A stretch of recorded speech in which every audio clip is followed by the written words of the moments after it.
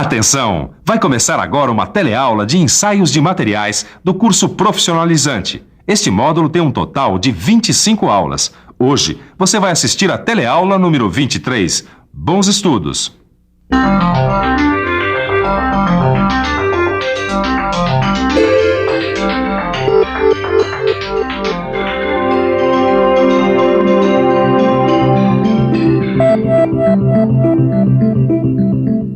Eu tenho certeza que você já tirou uma chapa do pulmão para o trabalho ou para a escola. Agora, você já parou para olhar e tentar entender o que está demonstrado na radiografia?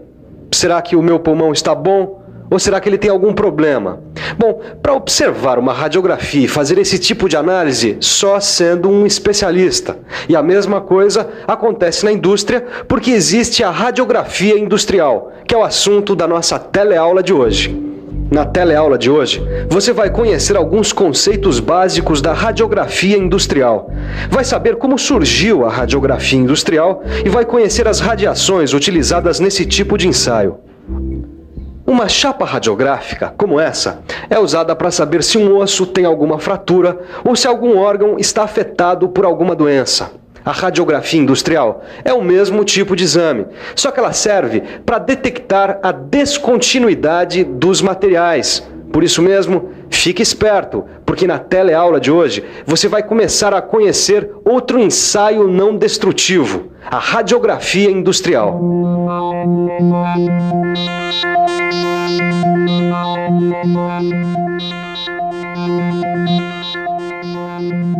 E aí, Ed? E aí, Nilza, tudo bom? Tudo. Olha, Ed, eu acho que você vai ter que pilotar o kart na próxima corrida, viu? O que aconteceu? Olha só, caí na minha casa, depois fui pro hospital, chegando lá o médico examinou, pediu uma radiografia numa daquelas máquinas de fazer raio-x, resultado, luxação. Ainda bem que não quebrou nenhum osso, hein? Sabe que essa história da radiografia na sua mão me fez lembrar daquele caso? É? Do que você tá falando? Você lembra do Rafinha? Que bateu o kart porque quebrou a barra de direção? Então, existia um problema interno que foi impossível detectar com um exame simples. Então a barra de direção teve que passar por um ensaio por radiografia. Ed, eu acho que você pirou. Não, Neuza, o que eu tô querendo dizer é que a radiografia industrial utiliza o mesmo princípio da radiografia dos hospitais. O material que vai ser ensaiado é colocado entre uma fonte emissora de radiação e um filme. Uma parte dos raios emitidos é absorvida pelo material e a outra vai atravessar o material e sensibilizar o filme, produzindo nele uma imagem do material ensaiado. Como a radiografia da minha mão? Aparentemente sim, só que a radiografia industrial usa doses de radiação 10 vezes maiores que a utilizada pela radiografia na sua mão. Nossa, que perigo! Você já viu então que a segurança é um dos fatores mais importantes nesse ensaio, né? Ô Silva, eu ainda não entendi uma coisa. Pra que tirar radiografia de um material, hein? Isso é fácil de entender, Caio. Imagine um gasoduto transportando gás sob alta pressão em uma refinaria. Pois bem, esse é o tipo de coisa que não pode falhar nunca. Se uma solda não estiver adequada, ela não vai resistir à pressão. Não resistindo à pressão, pode haver um vazamento. Claro. E com isso, provocar um acidente de grande monta. Guardadas as devidas proporções, é como se o material de uma panela de pressão apresentasse defeito. É perigoso, né? É sim. Para evitar acidentes, a gente precisa ter certeza de que não há defeito nos produtos. Por isso, a gente usa os ensaios não destrutivos, como no caso da radiografia, dependendo do uso que o produto vai ter. Companheiro, diz pra gente, você já precisou tirar uma radiografia? Sim. De que parte do corpo? Da cabeça, do fêmur, da coluna, do braço. Pulmão e estômago. Da cabeça. Pulmão. Todo mundo sabe que a radiografia é muito importante para o corpo humano. O que ninguém imagina é que ela é muito importante também para a indústria metalmecânica. E pensar que tudo começou por acaso. Em 1895, o professor William Conrad Röntgen pesquisava a fluorescência causada por raios catódicos numa folha de papel recoberta por uma película de sal de bário. Sem querer, ele esqueceu de retirar uma caixa de papelão que protegia a ampola de raios catódicos.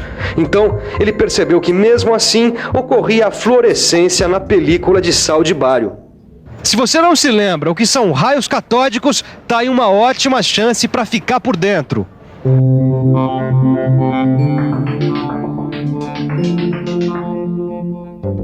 Os raios catódicos são um feixe de elétrons que partem do cátodo, acelerados em alta velocidade por uma fonte externa de alta tensão, em direção a um alvo chamado ânodo. O que o professor Roentgen descobriu é que algum tipo de raio até então desconhecido ultrapassava uma caixa de papelão como essa, atingindo o papel, e que além dos raios catódicos, essa ampola emitia um outro tipo de raio. Como esse raio era desconhecido, o professor Roentgen decidiu chamá-lo de raio-x. Diversas pesquisas foram auxiliadas com a descoberta do raio-x e vieram novas descobertas. Henri Becquerel, Pierre e Marie Curie constataram a emissão dos raios semelhantes aos raios-x por metais pesados, que têm grande número atômico, como o urânio, o polônio e o rádio. E assim surgiu a denominação radioatividade, que é a emissão espontânea de radiação por elementos químicos. Bom, daí para a descoberta dos raios gama foi um pulo. E da descoberta dos raios gama surgiu a gammagrafia, que é a inspeção de peças através dos raios gama. O raio-x e o raio gama são dois tipos de radiação usados no ensaio por radiografia industrial. Para conhecer um pouco mais o raio-x e o raio gama, nós vamos falar sobre as ondas. Que onda, Silva? Os raios X e gama são ondas eletromagnéticas do tipo da luz. Olha aqui, Caio. O comprimento da onda desses raios é menor que o da luz visível e menor que dos raios ultravioleta e infravermelho. Pois então, para você ter uma ideia, Caio, os raios X e gama podem atravessar corpos opacos como uma parede, enquanto que a luz visível só atravessa corpos translúcidos, como esse copo com água. Nessa representação de um exame radiográfico, a gente vai ver que a variação de radiação que atravessa a peça é captada e registrada em filme radiográfico, que depois de revelado, mostra uma imagem da peça com regiões claras referentes às maiores espessuras e com regiões escuras referentes às menores espessuras. A gente precisa conhecer também, Caio, as principais propriedades das radiações X e gama. Os raios X e gama se propagam em linha reta com a mesma velocidade da luz, produzem luz em substâncias fluorescentes e provocam o escurecimento do filme fotográfico. Além disso, eles tornam o ar e outros gases condutores de eletricidade. São mais absorvidos pelos elementos pesados, não são desviados por campos magnéticos, possuem vários comprimentos de ondas e, principalmente, causam danos às células do corpo humano e modificações genéticas, não? A gente veio até essa clínica de radiologia para saber que cuidados o pessoal toma para não ficar exposto à radioatividade. Vamos conversar com o Roberto, que é técnico no assunto. Roberto, que cuidados você toma para se proteger da radioatividade? Bom, eu uso um avental de chumbo, um protetor de tireoide, uma luva de chumbo, né? E nós usamos também esse dosímetro aqui, que é para medir a radiação que a gente é exposto diariamente no setor radiológico. Obrigado, Roberto. Pois é. Na radiografia industrial, o cuidado tem que ser redobrado porque as doses de radioatividade são ainda maiores. Por isso, é importante a gente conhecer a geração do raio-x. O átomo é constituído de núcleo, com seus prótons e nêutrons, mais a eletrosfera. O raio-x é gerado quando os elétrons de um cátodo são acelerados em direção a um ânodo. Esses elétrons penetram na eletrosfera do metal do ânodo, causando sua instabilidade com grande liberação de calor e de ondas eletromagnéticas, que são os raios-x. Este é o tubo de Coolidge, um dispositivo usado para gerar raios-x. Ele é composto de uma ampola de vidro com alto vácuo que contém um cátodo feito de um filamento aquecido e um ânodo feito de um metal com alto ponto de fusão. As tensões utilizadas na produção do raio-x são da ordem de 80.000 a 500.000 volts. E tem mais. Quanto menor for o comprimento da onda, maior será o poder de penetração do raio-x. Ed, vamos ver o que a gente descobre sobre a geração dos raios gama. Bom, aqui diz que é possível encontrar átomos do mesmo elemento químico com diferentes quantidades de nêutrons no seu núcleo e esses elementos são chamados de isótopos. Alguns dos isótopos encontrados na natureza são radioativos, porque emitem espontaneamente partículas e radiação eletromagnética a partir do núcleo. O urânio, por exemplo, pode apresentar em seu núcleo 92 prótons e 146 nêutrons. É o chamado urânio 238, que aqui a gente vê se desintegrando e formando o tório 234. Ele é um exemplo de isótopo radioativo. As partículas e radiações emitidas pelos isótopos radioativos são de 3 tipos: alfa, beta e gama. Acho que já saquei, viu, Neuza? Os raios gama têm alto poder de penetração. Por isso a radiação é utilizada no ensaio. Além disso, Ed, olha só, existem 2 tipos de isótopos, os naturais e os artificiais. Os artificiais, que são usados na gammagrafia, são produzidos nos reatores nucleares. É isso aí, ó. Os núcleos desses isótopos se desintegram constantemente. Por isso é importante a gente conhecer alguns valores, como, por exemplo, a meia-vida de um isótopo radioativo. E meia-vida é um termo usado para designar o tempo necessário para a atividade da fonte radioativa chegar à metade do seu valor inicial com a desintegração. Olha aqui, ó. O cobalto 60 tem meia-vida de 5 anos, 3 meses e 18 dias. O irídio 192 tem meia-vida de 75 dias. E o césio 137 tem meia-vida de 33 anos. Acho que sem isso aqui não tem ensaio não, né, Silvano? Não tem mesmo. Aliás, Caio, eu acho que está numa boa hora para a gente falar sobre o filme para radiografia. Vamos lá. Que, por sinal, é muito parecido com esse aqui, o de fotografia. A única diferença, Caio, é que ele é recoberto por uma emulsão de sais de prata dos 2 lados.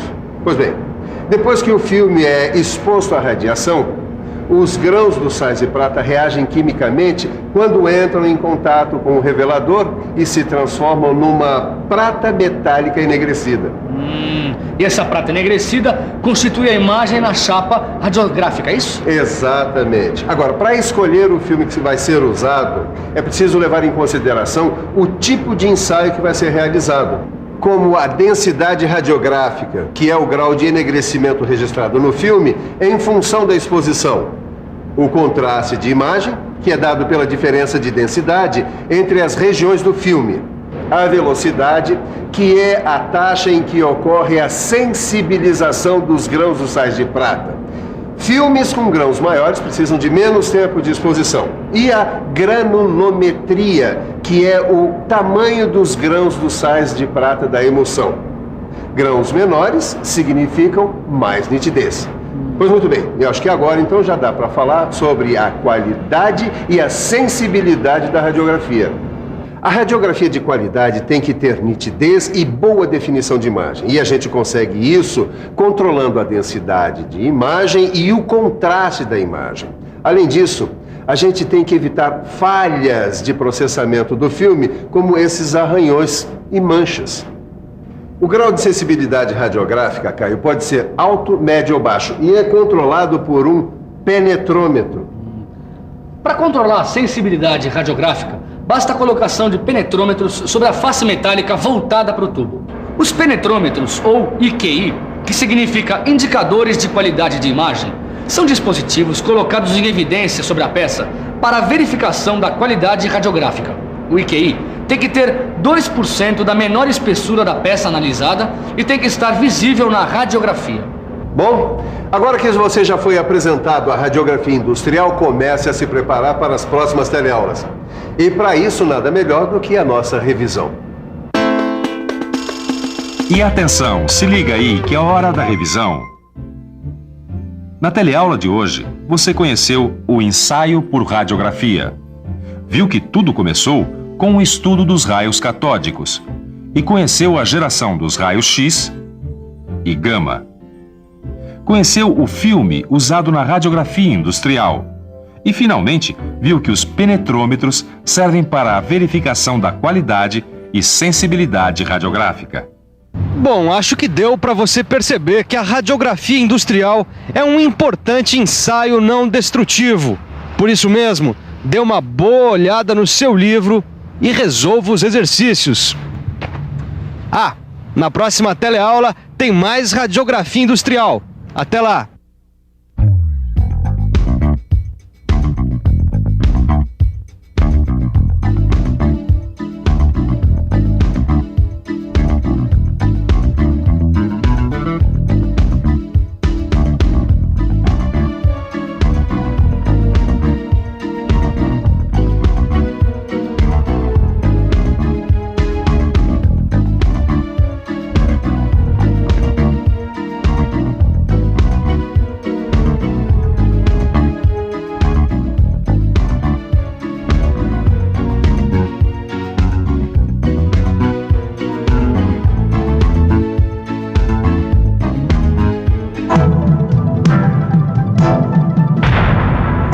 Telecurso 2000, um programa de educação do Sistema Fiesp e da Fundação Roberto Marinho.